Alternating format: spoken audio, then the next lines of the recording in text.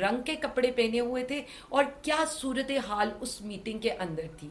Plus اس کا جو روزنامچہ تھا، جو رجسٹر تھا جس میں یہ لکھا جانا چاہیے، اس میں تو وہ خود سے جو آپ کا سٹار گواہ ہے اس کی اس دن کی حاضری ہی نہیں تھی، اور اس کو آلریڈی اس کے اپنے آفیسر سے ایک وارننگ دی جا چکی تھی انہی دنوں کے لیے. امپورٹنٹ ایک اور سوال ہے جو آپ سب لوگوں کو، اقتدار میں بیٹھے ہوئے لوگوں سے کرنا چاہیے. وہ سوال یہ ہے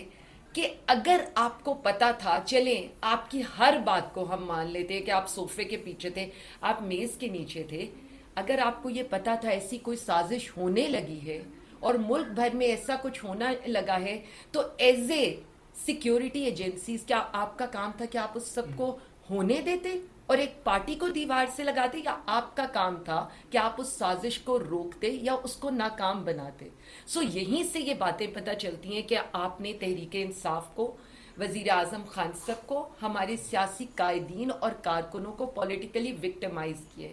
یہ کیسز پولیٹیکل وکٹمائزیشن کے ہیں، یہ کیسز تحریک انصاف سے، وزیر اعظم خان سے وفاداری نبھانے کے ہیں. اور میرا یہ خیال ہے کہ ہمارے جتنے لوگوں کو، مطلب میں علی بھائی کی بات کو یہ آگے بڑھاتے ہوئے صرف اتنا کہوں گی، کیا امپریشن جائے گا پاکستان کا باہر کہ آپ کا اپوزیشن لیڈر کو دہشت گردی عدالت نے 10 سال کے لیے سزا دی ہے. بالکل اسی طرح سے آپ کے